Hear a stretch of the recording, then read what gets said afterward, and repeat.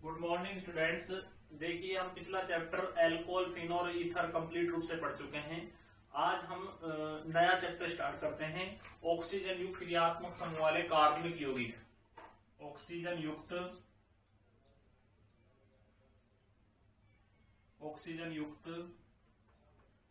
क्रियात्मक समूह वाले कार्बनिक यौगिक। सेकंड, इसमें हम बात करेंगे, एक तो करेंगे एल्डिहाइड की, एक कीटोन की और कार्बोक्सिलिक एसिड की।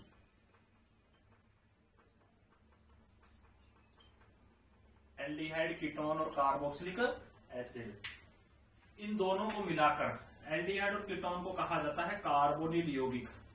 क्या कहा जाता है? कार्बोनिल यौगिक। कार्बोनिल यौगिक। कार्बोनिल यौगिक कहते किसे हैं? सबसे पहले परिभाषा की बात करते हैं। वे हाइड्रोकार्बन यौगिक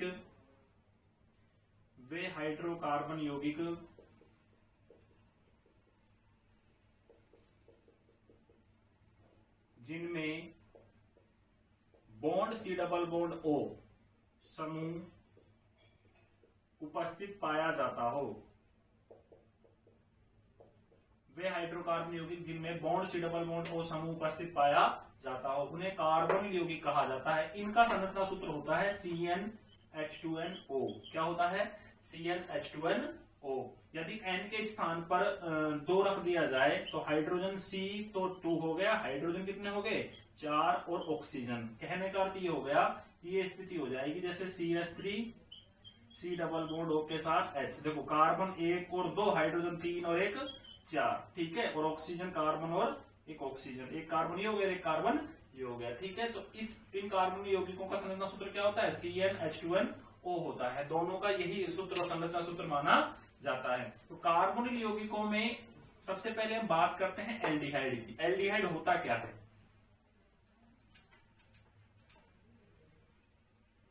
एल्डिहाइड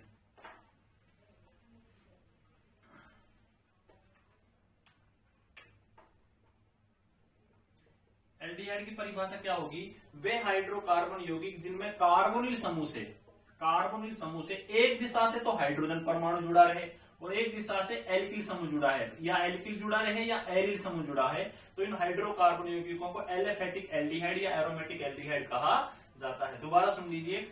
वे हाइड्रोकार्बन यौगिक जिनमें कार्बोनिल समूह से एक दिशा से हाइड्रोजन परमाणु और एक दिशा से एल्किल समूह जुड़ा हो या एरिल समूह जुड़ा हो, इन हाइड्रोकार्बन यौगिकों को एल्डिहाइड कहा जाता है। एलिफेटिक और एरोमेटिक दोनों प्रकार के एल्डिहाइड हो सकते हैं, तो ये कहलाते हैं एल्डिहाइड। और कीटोन की बात करें, कीटोन में क्या होगा?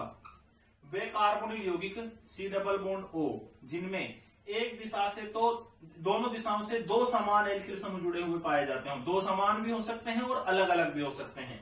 2 कार्बोनिल वे हाइड्रोकार्बन यौगिक जिनमें कार्बोनिल समूह से या कार्बोनिल समूह से दोनों दिशाओं से एल्किल समूह जुड़े हुए पाए जाते हो या एरिल समूह जुड़े हुए पाए जाते हो।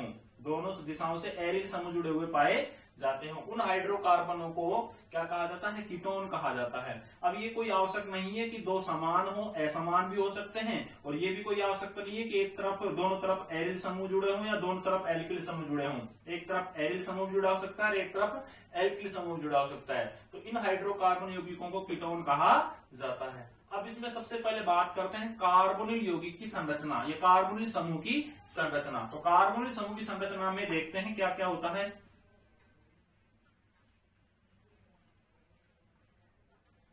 कार्बोनिल समूह की संरचना के अंतर्गत क्या होता है? C डबल बॉन्ड O समूह की संरचना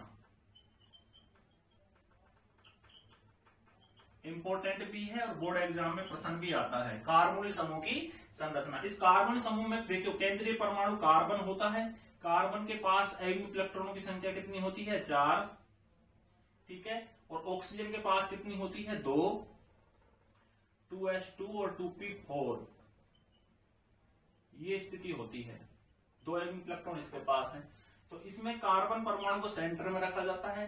कार्बन परमाणु के साथ पीछे से कोई हाइड्रोकार्बन जुड़े, मान लीजिए हाइड्रोजन जुड़ता है, तो हाइड्रोजन का एक इलेक्ट्रॉन होगा, एक इलेक्ट्रॉन किसका होगा, कार्बन का होगा। तो इसके एक इलेक्ट्रॉन को यहां से समाप्त कर देता हूं मैं, और एक इलेक्ट्रॉन इस बॉन्ड के लिए समाप्त कर देता हूं, तो 2 इलेक्ट्रॉन क्या हो गए, समाप्त हो गए। अब बात आती है, देखो यहां से ये बॉन्ड हाइड्रोजन के साथ जुड़े हुए होंगे, इसलिए 2 वैलेंसी कार्बन की पीछे से दर्शाई जाती हैं। अब बात है कि कार्बन कितनी वैलेंसी दर्शाता है, 4 वैलेंसी दर्शाता है। तो बात ये आती है कि भाई ऑक्सीजन परमाणु किस प्रकार से इसके साथ बंधित होगा। देखो ऑक्सीजन परमाणु का ये कौन सा है, 2pxy, और ये है 2pz। तो इसका ये 2py और ये लास्ट में इसका कौन सा बचेगा, ये लास्ट का 2pz बचेगा। तो उस स्थिति में ये 2px हो गया, ये 2py और 2py के इलेक्ट्रॉन आपस में क्या करते हैं, साझा, और किस बंध का निर्माण करते हैं, सह संयोजक बंध का निर्माण करते हैं। यानी ये संकरित कक्षक हैं, एक तरह से संकरण की बात कर रहे हैं। तो अब इसके पास क्या है, 2pz और इसके पास 2pz। pz कक्षक आकृति में किस प्रकार होंगे, डबलाकार। इसका भी कौन सा बचा, pz, ये भी किस आकृति में होगा, डबलाकार। अब ऑक्सीजन परमाणु के पास देखो 2s2 कक्षक के और 2px कक्षक, ये 2 क्या पाए जाएंगे, लोन पेयर। ठीक है, और इनमें क्या होगा, पास और अति व्यापन, ऊपर की पालियां ऊपर से, नीचे की पालियां नीचे से। किस बंध का निर्माण होगा, पाई बंध का निर्माण होगा। किस बंध का निर्माण होगा भाई, पाई बंध का। देखो एक बार पुनः समझ लो, कार्बन के पास कितने इलेक्ट्रॉन थे, 4। देखो 2 इलेक्ट्रॉन यहाँ पर बॉन्डेड हो गए, तो 2 इलेक्ट्रॉन को कर देता हूं मैं समाप्त। एक इलेक्ट्रॉन ऑक्सीजन के साथ हो गया, एक ऑक्सीजन का हो गया, एक कार्बन का हो गया। कैसा बन गया, सिग्मा। अब शेष क्या बचे, इधर भी 2pz बचा और इधर भी 2pz बचा। दोनों में क्या हुआ, पास और अति व्यापन, ऊपर की पालियां तो ऊपर से और नीचे की पालियां नीचे से। किस बंध का निर्माण होता है, पास और अति व्यापन से, पास और अति व्यापन से पाई बंध का निर्माण होता है। तो इस प्रकार कार्बोनिल समूह की संरचना में एक तो सिग्मा बंध होता है और एक पाई बंध होता है, क्योंकि कार्बोनिल समूह की संरचना में क्या पाया जाता है, डबल बॉन्ड। डबल बॉन्ड में एक सिग्मा होता है और एक पाई होता है, एक पाई बंध पाया जाता है। तो ये थी कार्बोनिल समूह की संरचना। अब इसमें बात करते हैं कि भाई कार्बन परमाणु का संकरण कौन सा होता है, या ऑक्सीजन परमाणु का संकरण बात करें या कार्बन परमाणु का संकरण की बात करें, दोनों का sp2 है। दोनों का क्या है, sp2 है। देखो ये सिग्मा और ये सिग्मा और ये सिग्मा। संकरण कैसे निकाला जाता है, संकरण निकाला जाता है सिग्मा बंधों की संख्या, सिग्मा बंधों की संख्या प्लस लोन पेयर की संख्या। सिग्मा बंधों की संख्या कितनी है, 1 2 3, और लोन पेयर की संख्या कार्बन के पास कितनी है, 0। तो 3 का मतलब कौन सा संकरण हो गया, sp2 संकरण। कौन सा संकरण हो गया, sp2 संकरण। और ऑक्सीजन की बात करें तो देखो लोन पेयर की संख्या कितनी है, 2। सिग्मा बंधों की संख्या कितनी है, 1। तो टोटल मान कितना, 3, और 3 का मतलब कौन सा संकरण, sp2 संकरण। तो कार्बन और ऑक्सीजन दोनों परमाणु का संकरण कौन सा होता है, sp2 होता है। यानी कार्बोनिल समूह की जब संरचना में बात करें तो कार्बन और ऑक्सीजन का आपसे संकरण पूछा जाए तो क्या होता है, sp2 संकरण होता है। जब sp2 संकरण होता है तो संरचना कैसी होती है, समतल त्रिकोणीय होती है। और बंध कोण कितना पाया जाता है भाई, 120 डिग्री। किस प्रकार संरचना होती है इनकी, देखते हैं। ये आपको अच्छे से समझ में आ गया होगा। एक बार पुनः रिपीट कर देता हूं। कार्बन के पास 4 इलेक्ट्रॉन है, एक इलेक्ट्रॉन का साझा यहाँ पर, एक इलेक्ट्रॉन के 2 इलेक्ट्रॉन समाप्त हो गए, एक इलेक्ट्रॉन ऑक्सीजन के साथ है, ये भी समाप्त हो गया। अब बचा क्या, 2pz असंकृत कक्षक। उसमें क्या होता है, पासर अति व्यापन। और पासर अति व्यापन किस बंध का निर्माण होता है, पाई बंध का। ऑक्सीजन के पास 2 कक्षक, 2s कक्षक के 2 इलेक्ट्रॉन और 2px कक्षक के 2 इलेक्ट्रॉन किस रूप में पाए जाते हैं, लोन पेयर के रूप में पाए जाते हैं, एकाकी इलेक्ट्रॉन युग्म के रूप में पाए जाते हैं, लोन पेयर के रूप में। ठीक है, तो ये थी कार्बोनिल समूह की संरचना, बहुत ही इंपॉर्टेंट है, बोर्ड एग्जाम में पूछी जाती है। अब इसकी संरचना की बात कर लेते हैं।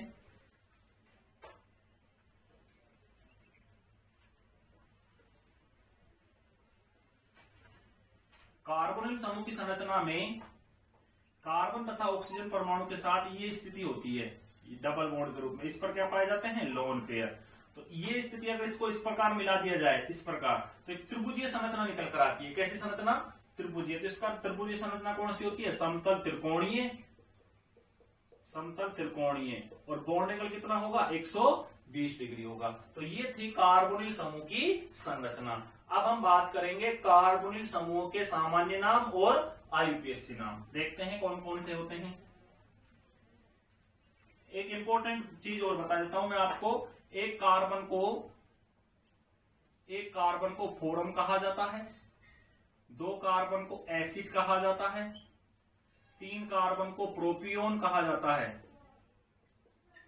और 4 कार्बन को ब्यूटिल कहा जाता है और 5 कार्बन को वेलेर कहा जाता है।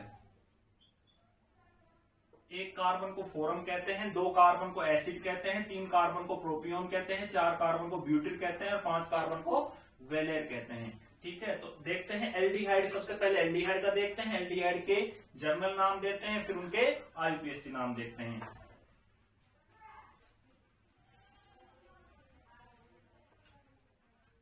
देखो सबसे पहले HC डबल बॉन्ड O के साथ H, सामान्य नाम तो क्या हो गया इसका, फोरम एल्डिहाइड। एक कार्बन है तो क्या लगा दिया मैंने, फोरम। क्रियात्मक समूह कौन सा जुड़ा हुआ है, एल्डिहाइड, तो नाम क्या हो गया, फोरम एल्डिहाइड। आईयूपीएसी की बात करें तो देखो एक कार्बन है तो मैथेन, और मैथेन में एल्डिहाइड का अनुलग्न क्या लगता है, एल, तो नाम क्या हो गया, मैथेनेल। ठीक है, दूसरे की बात करते हैं, CH3 C double bond O के साथ H। कितने कार्बन परमाणु है भाई, 2, 1 और 2। 2 कार्बन को क्या कहते हैं, एसिड, क्या कहते हैं, एसिड, और अनुलग्न इसका क्या लगता है, एल्डिहाइड लगता है, इसलिए नाम क्या हो गया, एसिड एल्डिहाइड। और आईयूपीएसी की बात करें तो 1 और 2, 2 कार्बन है तो एथेन, और एथेन में क्या जोड़ देंगे, एल, तो नाम क्या हो जाएगा, एथेनेल। और बात करते हैं CH3 CH2 C double bond OH। कितने कार्बन है, 2, 1, 3 कार्बन को क्या कहा जाता है, प्रोपियोन एल्डिहाइड। क्या नाम हो जाएगा, प्रोपियोन एल्डिहाइड। लेकिन आईयूपीएसी क्या होगा, 1, 2 और 3, प्रोपेन, और प्रोपेन में क्या जुड़ जाएगा, एल, या जैसे कर सकते हैं 1 प्रोपेनेल, 1 प्रोपेनेल, और सामान्य प्रोपियोन एल्डिहाइड। तो एक कार्बन को फोरम कहा, अनुलग्न क्या लगाया, एल्डिहाइड, फोरम एल्डिहाइड। लेकिन आईयूपीएसी क्या हो गया, मैथेनेल। 2 कार्बन को एसिड कहा, अनुलग्न क्या लगाया, एल्डिहाइड, तो नाम क्या हो गया, एसिड एल्डिहाइड। आईयूपीएसी क्या हुआ, एथेनेल। 3 कार्बन को प्रोपियोन कहा, अनुलग्न क्या लगाया, एल्डिहाइड, तो नाम क्या हो गया, 1 प्रोपेनेल। आगे इसमें बात करते हैं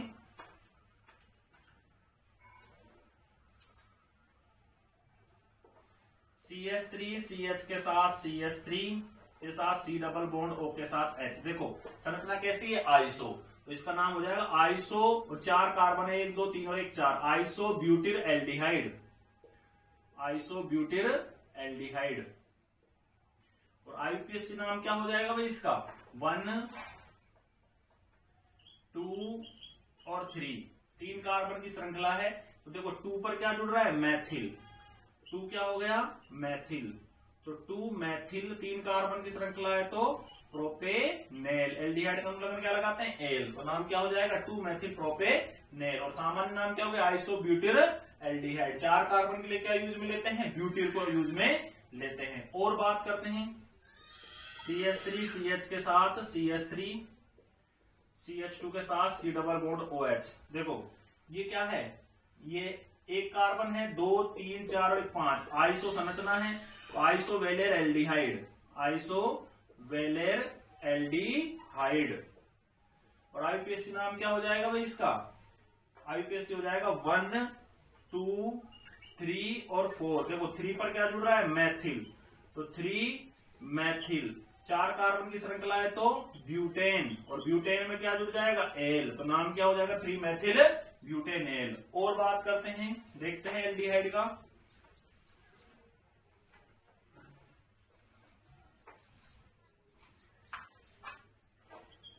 CH3 CH2 CH के साथ CH3 के साथ C डबल बॉन्ड O के साथ H। देखो ये कार्बन कौन सा है, अल्फा, क्या है, अल्फा, तो इसका नाम हो जाएगा अल्फा।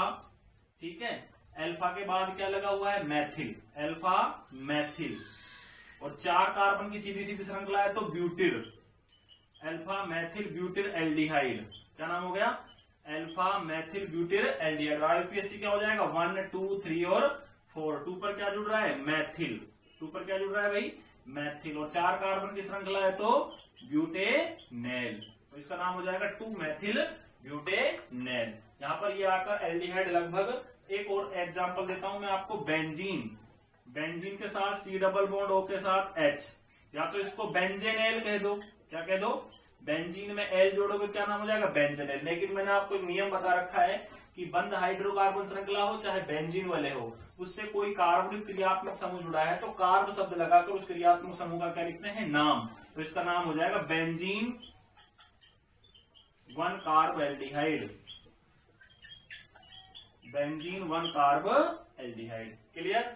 आगे बात करते हैं कीटोन के बारे में। ये थे महत्वपूर्ण एल्डिहाइड संबंधित हाइड्रोकार्बन यौगिक। इसमें मैंने आपको 2 इंपॉर्टेंट कंपाउंड और पढ़ा रखे हैं, याद आ जाएगा आपके। एक तो होता है OH के साथ CHO, जिसको सैलिसिलिक एल्डिहाइड कहते हैं। क्या कहते हैं, सैलिसिलिक एल्डिहाइड। और एक होता है सैलिसिलिक एसिड, OH के साथ C डबल बॉन्ड OH, इसका नाम तो है सैलिसिलिक एल्डिहाइड, सैलिसिलिक एल्डिहाइड, और इसका नाम होता है सैलिसिलिक अम्ल, सैलिसिलिक अम्ल। ये दोनों इंपॉर्टेंट कंपाउंड है। इसमें मुख्य क्रियात्मक समूह होता है नंबर 1 और नंबर 2। 2 पर क्या जुड़ा हुआ है, 2 हाइड्रोक्सी बेंजीन 1 कार्ब एल्डिहाइड, और इसका क्या हो जाएगा 1 और 2, 2 हाइड्रोक्सी बेंजीनोइक अम्ल। सैलिसिलिक अम्ल और सैलिसिलिक एल्डिहाइड बहुत ही इंपॉर्टेंट है, जो बोर्ड एग्जाम में अक्सर कर पूछे लिए जाते हैं। तो यहाँ पर एल्डिहाइड हो जाता है समाप्त। अब बात करते हैं कीटोन की।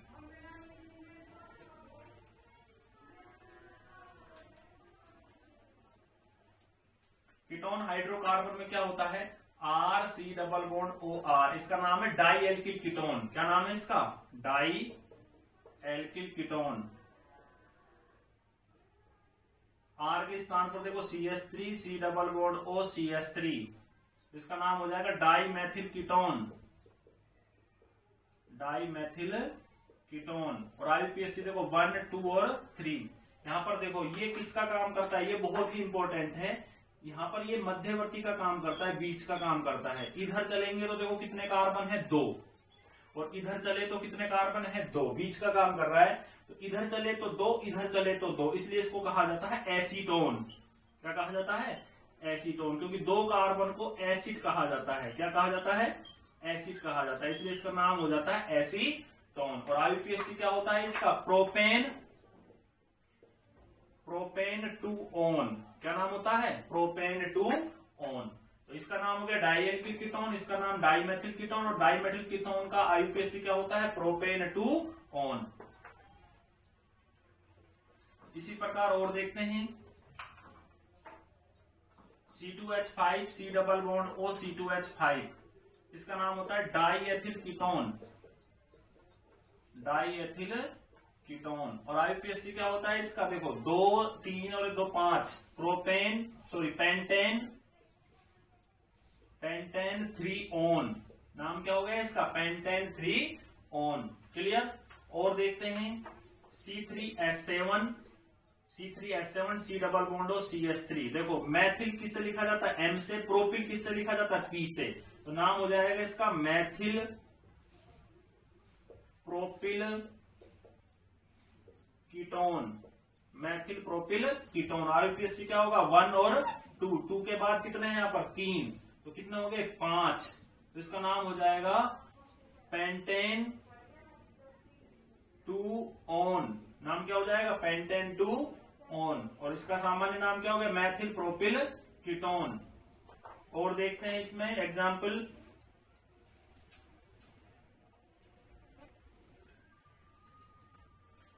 CH3, CH के नीचे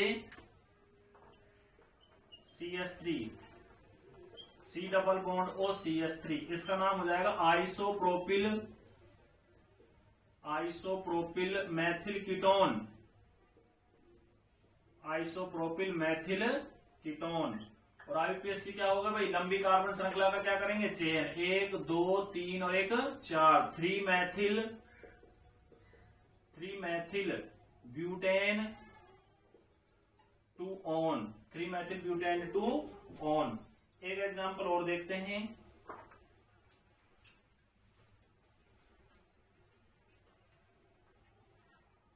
एग्जांपल है बेंजीन के साथ C double bond O CH3, इसको कहा जाता है बेटा, एक विशेष नाम दिया जाता है एसीटोफिनोन।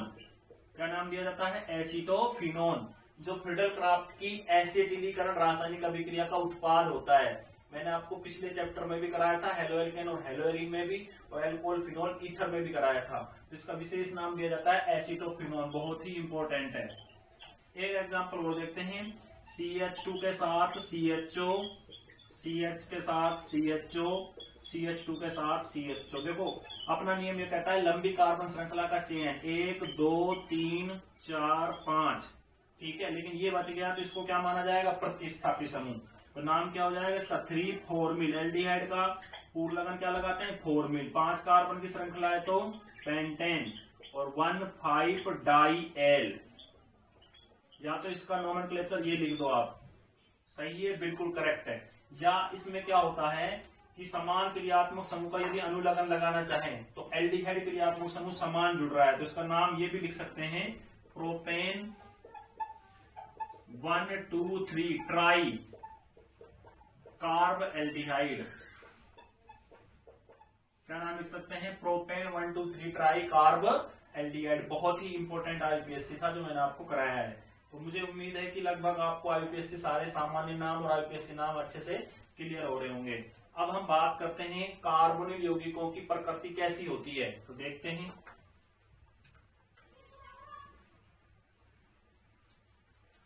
कार्बोनिल यौगिकों की प्रकृति, C∪O, ऑक्सीजन पर क्या पाए जाते हैं भाई, लोन पेयर। कार्बोनिल यौगिकों की प्रकृति ध्रुवीय होती है, ध्यान रखना, प्रश्न नहीं आता है कार्बोनिल यौगिकों की प्रकृति ध्रुवीय होती है, क्यों। कार्बोनिल यौगिकों की प्रकृति ध्रुवीय होती है, क्यों, ये प्रश्न बनकर आता है। तो इसमें क्या होता है, देखो कार्बन यौगिकों की प्रकृति ध्रुवीय होती है, वास्तव में होती है, क्योंकि पाई बंद के इलेक्ट्रॉन इधर जाएंगे अधिक विद्युत परमाणु ऑक्सीजन की दिशा में, और ऑक्सीजन की तरफ जाएंगे तो बताओ कार्बन परमाणु पर कैसा चार्ज आएगा, आंशिक धनावेशित, और ऑक्सीजन परमाणु पर कैसा चार्ज आएगा, आंशिक ऋणावेशित, जिसके कारण प्रकृति कैसी होती है, पोलर। कैसी होती है, पोलर। अगर यदि कार्बोनिल समूह में एल्किल समूह की संख्या बढ़ती है तो ध्रुवीयता बढ़ती है, लेकिन ध्रुवीयता तो बढ़ती है लेकिन क्रियाशीलता घटती है। इसलिए सबसे ज्यादा क्रियाशील किसको माना गया है, फॉर्मेल्डिहाइड को, उसके बाद एसिटाल्डिहाइड को, और उसके बाद एसीटोन को। लेकिन नाभिक स्नेही प्रतिस्थापन रासायनिक अभिक्रियाओं के लिए विपरीत क्रम पाया जाता है, लेकिन नाभिक स्नेही प्रतिस्थापन अभिक्रियाओं के लिए विपरीत क्रम पाया जाता है। तो कार्बोनिल यौगिकों की प्रकृति कैसी होती है, ध्रुवीय, क्योंकि पाई बंद के इलेक्ट्रॉन किधर जाएंगे, अधिक विद्युत ऑक्सीजन परमाणु की तरफ, जिससे कार्बन परमाणु पर आंशिक धनावेश और ऑक्सीजन परमाणु पर आंशिक ऋणावेश की स्थिति उत्पन्न होने से प्रकृति कैसी हो जाती है, पोलर। ध्रुवीयता बढ़ती है, क्रियाशीलता घटती है, बंद ऊर्जा बढ़ती है, स्थायित्व भी बढ़ता है। तो ये थे कार्बोनिल यौगिक से संबंधित कुछ महत्वपूर्ण चर्चाएं जो मैंने आज के वीडियो लेक्चर में आपसे की है। आगे के नेक्स्ट प्रोसेसिंग में अगले वीडियो में देखते हैं बनाने की विधियां, उसके रासायनिक गुण। आप लोगों के लिए बहुत बहुत धन्यवाद। जय हिंद।